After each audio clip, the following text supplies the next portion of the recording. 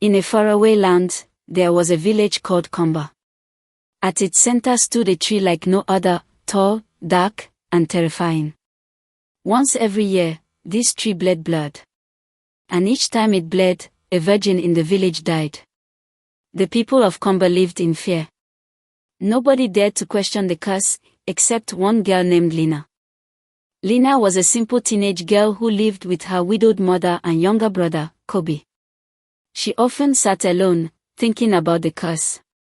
Why does the tree bleed? Why must someone die every year, she wondered.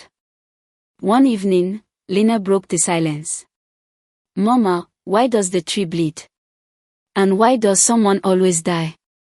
Her mother sighed heavily. My child, no one knows. That tree has been here since before I was born. Please, don't ask again. But Lina whispered, what if I'm the next victim? That night, Lina couldn't sleep. Kobe snored peacefully beside her, but Lina stared at the ceiling. Why does no one fight this curse? Why do we all live in fear? The next morning, Lina carried a clay pot to fetch water. On the quiet forest path, she met an old woman. Grandmother, Lina asked politely, do you know why the tree bleeds? The woman froze, her smile fading. My child, leave that matter alone. Some truths are too heavy.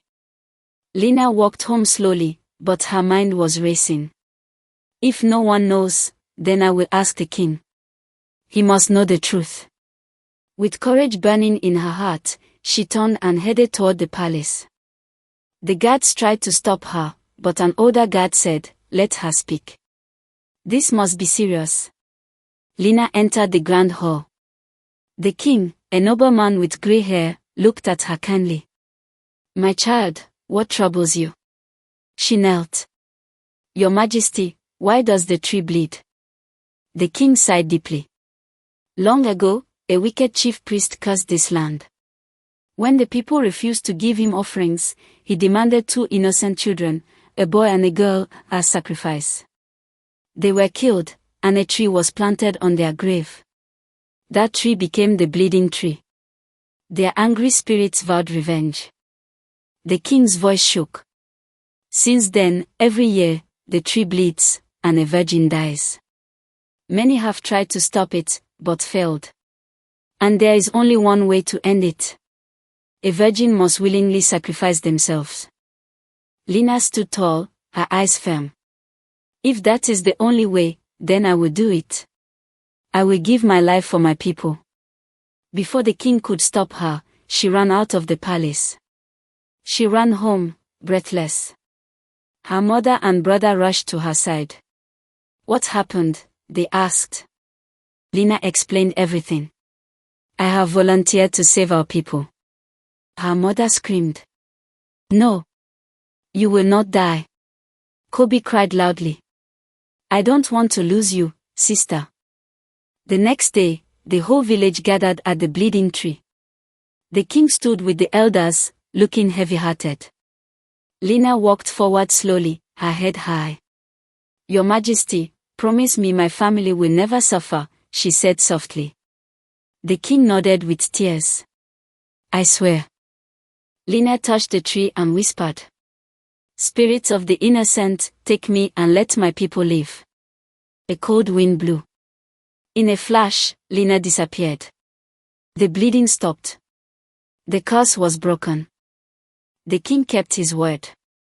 He gave Kobe a full scholarship and moved Lina's family into the palace. Years later, Kobe became a great scholar. But one day, his mother called him in tears. The king is dead, she said. After the funeral, the elders called Kobe. The late king said you will be our next ruler after your studies, they told him. Years later, Kobe returned and was crowned king of Komba. King Kobe built a statue of Lina, showing her touching the bleeding tree. Every year, the village celebrates the Day of Peace in her honor.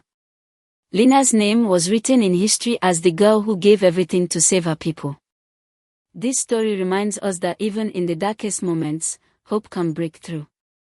When fear fades and courage rises, light always wins. Let this be a lesson: no curse is stronger than the will to fight for what is right.